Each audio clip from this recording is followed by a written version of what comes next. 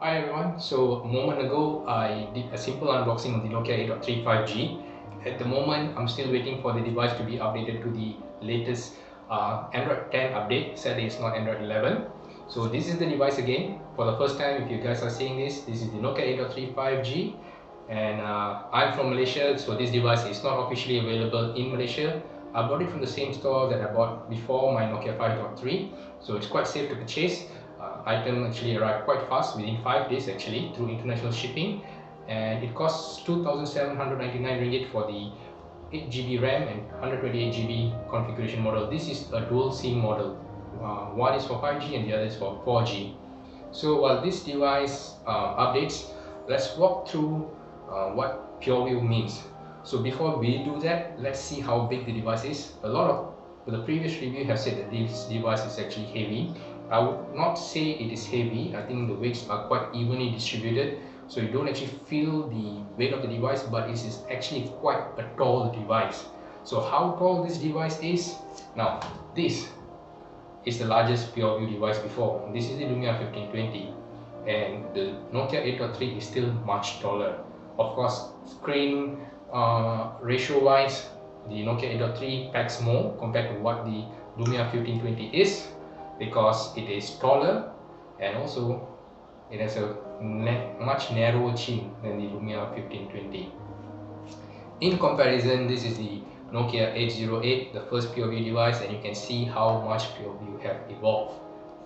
So in terms of thickness, the 808 is still thicker because of the monstrous 41 megapixel sensor, but in terms of build, you can see the Nokia 8.3 dwarfs it tremendously.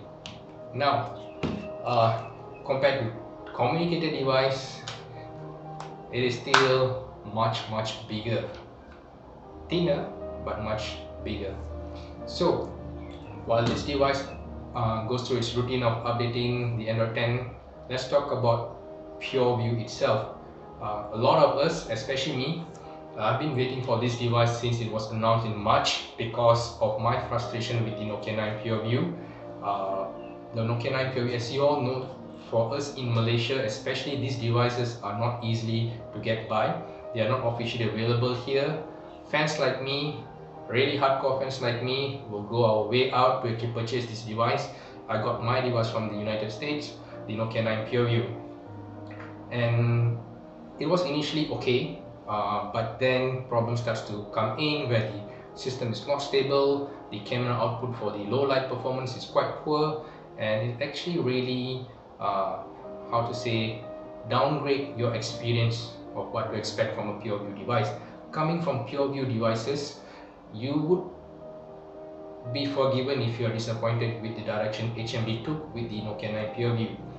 So let's talk about what Pureview is, what it means. I know there are other videos out there, but let's walk back again.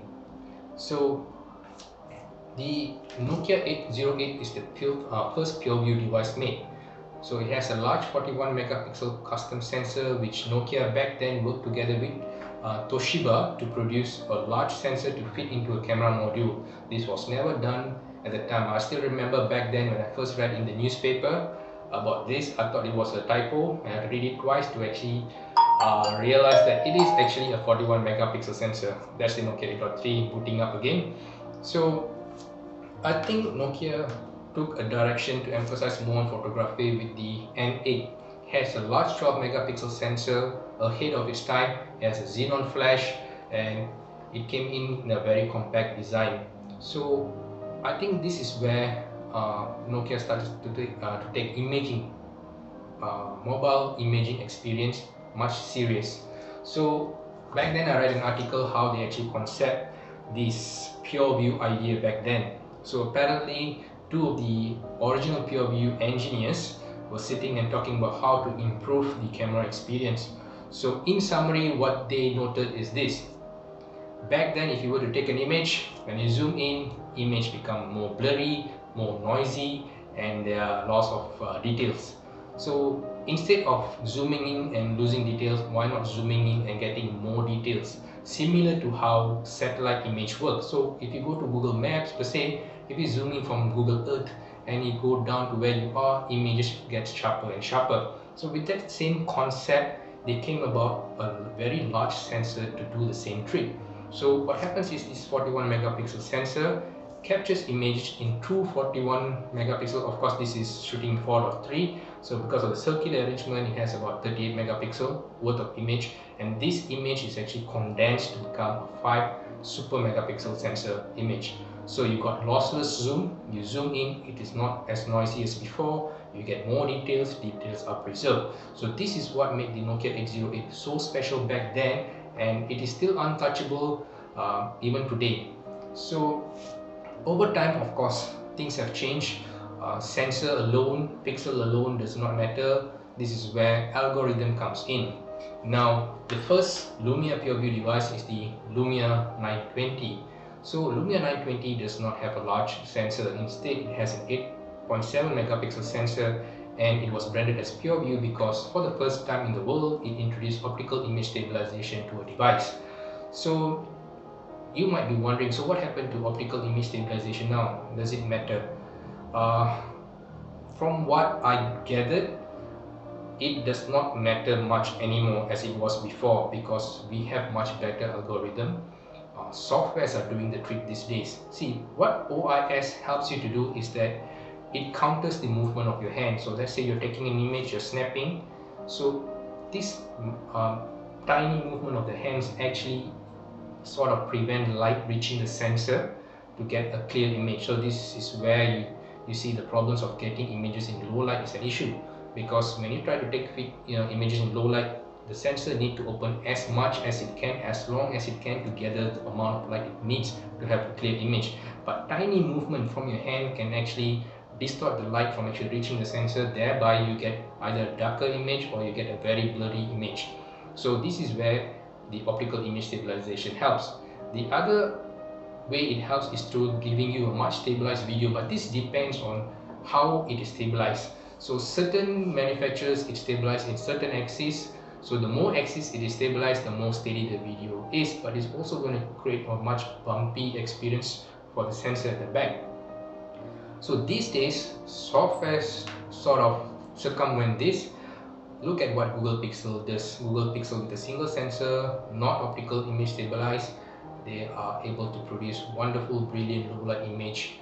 And if you look at iPhone, they have got a super steady video using just electronic image stabilization. So these days they use image stacking at variable exposure values to combine to produce a better low light image. So OIS is not needed. And using the new EIS technique where they actually crop the center of image, so the peripheries which actually moving when you take a video is actually cropped out, you only got a center frame. So this frame is actually quite steady, depending on how your algorithm is. So this is how iPhone manages to get very good stabilized videos. So OIS in a way has sort of lost its importance. So why does the Pureview on the Nokia 8.3 matters? If we look back at how HMD approached Pureview, their approach was to leverage on Light's technology. So Light has this multi-sensor technology, cameras, the sensors are arranged at different direction, absorbing as much as light as possible, and all these images are then combined to produce an image which is less noisy, theoretically allowing more light. But this is hardware doing the work. And you can see how brilliant Google Pixel does it with a single sensor. So this is so, as much as I am concerned, is quite a redundant setup. It honestly only has theoretically one benefit, is that it captures an insanely good amount of HDR. And also the other fact is that this arrangement with the lights facing at different direction, you are able to capture images which are have less noise and images which are sort of have depth to them. So if you were to take images side by side with just a normal camera and the image taken by Nokia 9 Pureview, even without adjusting the depth, what you will notice is that the images taken sort of has a depth map to it. So you will see the image is like it's in layer, it's not really 2D per se. you can actually appreciate the depth between the object in front and the object behind. So this is one of the things that I think makes the Nokia 9 Pureview unique. So of course it has its own fair share of problem where low light is an issue, the camera algorithm is not smooth, the camera crashes on and off. So this is what makes most of us excited with the Nokia 8.3, because it goes back to a traditional Lumia-like setup where it's a single large sensor. Of course this is a quad Bayer sensor, it's 64 megapixels, so quad Bayer means 4 subpixels, so theoretically this is just a super 16 megapixel sensor device. So you've got a 64 megapixel sensor using sort of a Pureview algorithm, and it's back to where Lumia was. So images are going to be more predictable. You can always use Gcam if you're not satisfied with the output or the algorithm used by HMD.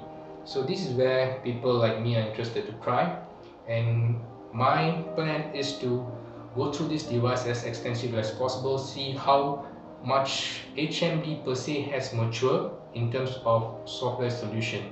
All this while HMD has been relying on third party, they still are relying on third party, but some other video YouTubers who have made a review on this device, I've seen that the low light is not as great as the ones provided by Gcam, but it is quite good, and the daytime images are somewhat similar to your Pureview device algorithms, and the images taken from the 64 megapixel sensor somehow behaves more similar to the images produced by Nokia 9 Pureview. So this is something that I am very interested to try out. So with that said, I'm gonna leave this device to update overnight, and I'm going to do my comparison slowly. So if you're curious to know how this device fares, I will be comparing this device to definitely the other Bond device, the Nokia 5.3. It also has the same camera arrangement, and now that this device is side by side, the Nokia 5.3 feels actually much lighter. So I'll be definitely comparing the sensors of the Nokia 5.3 to the one on Nokia 8.3, and we will slowly take on from that to compare it with the other Nokia devices, and we will be definitely doing a grand comparison with the Nokia 9 Pureview. So if you're interested, do subscribe to my channel. I will be posting this from time to time, updates on the Nokia 8.3. And with that said, I hope everyone stays safe at home. Thank you for subscribing, thank you for watching. We will see you in the next video. Take care.